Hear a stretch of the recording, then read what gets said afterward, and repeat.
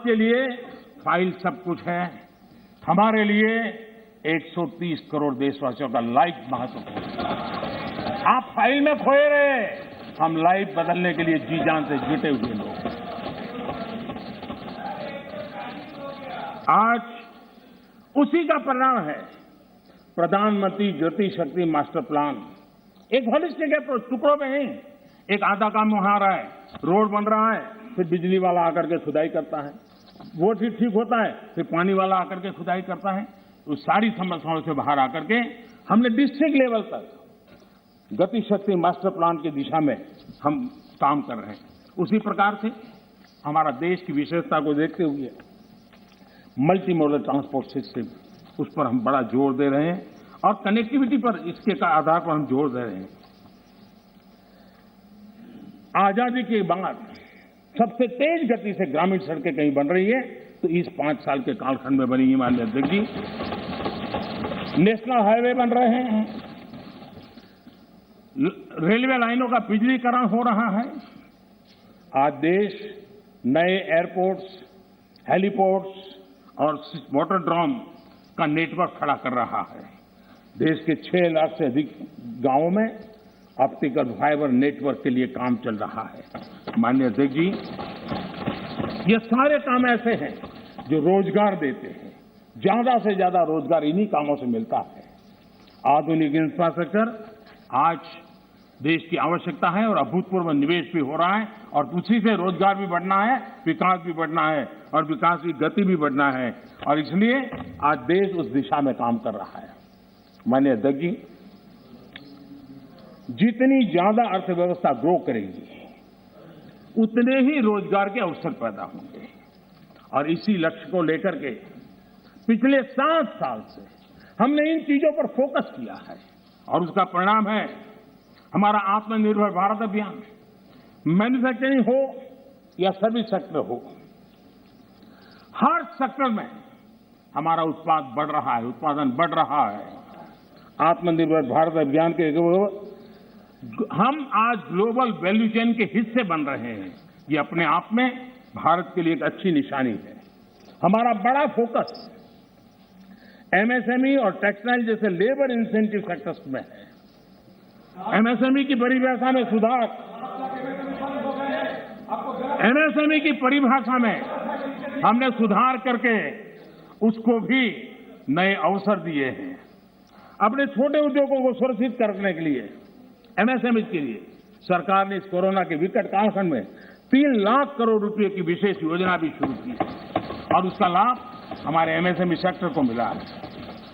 और इसका बहुत बढ़िया स्टडी एसबीआई ने किया है। एसबीआई का स्टडी कहता है कि 13.5 लाख एमएसएमई इस योजना के कारण बर्बाद होने से बच गए हैं।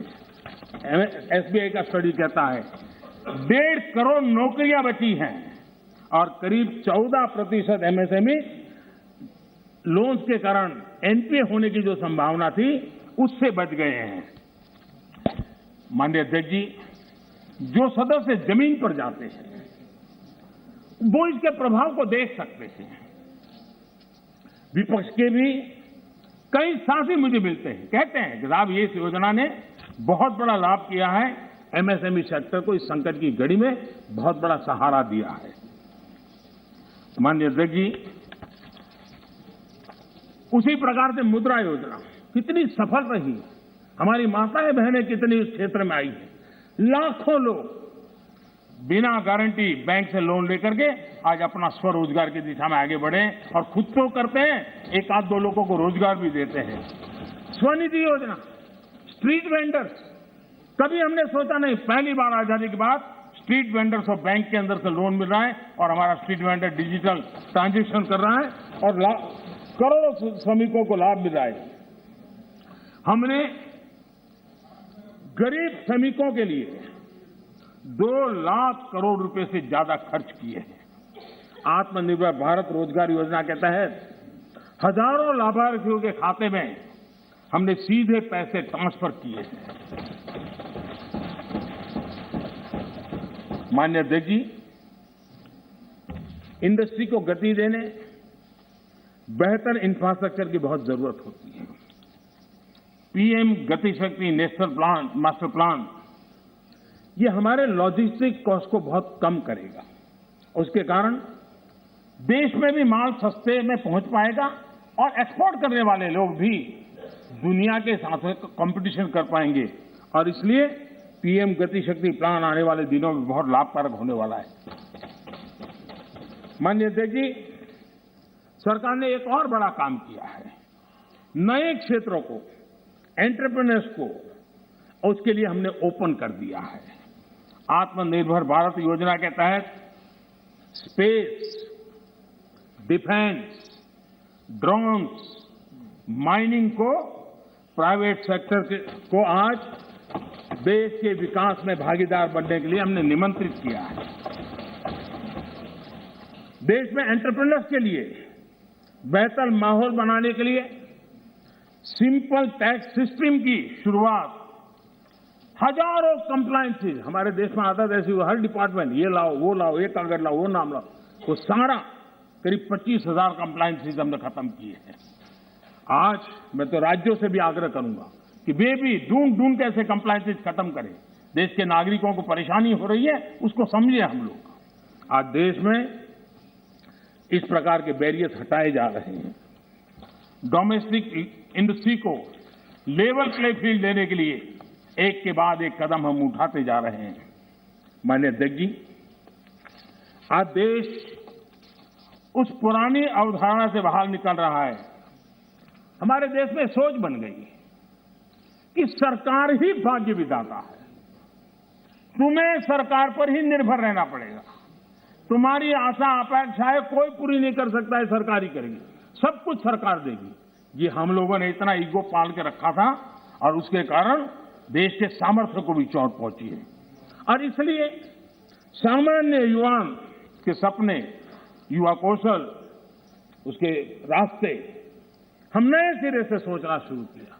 सब कुछ सरकार करती है ऐसा नहीं है, देशवासियों की ताकत अनेक गुना ज्यादा होती है। वो सामर्थ्य के साथ अगर संकल्प के साथ जुड़ जाते हैं तो परिणाम मिलता है। आप देखिए 2014 के पहले हमारे देश में सिर्फ 500 स्टार्टअप थे। जब अवसर दिया जाता है देश के नौजवानों को तो क्या परिणाम आता है। इन 7 साल में 2014 के पहले 500 स्टार्टअप, इस 7 साल में 60,000 स्टार्टअप इस देश में काम कर रहे हैं। ये मेरे देश के युवाओं की ताकत है और उसमें यूनिकॉर्न बन रहे हैं और एक एक यूनिकॉर्न यानी हजारों करोड़ की उसकी वैल्यू तय हो जाती है।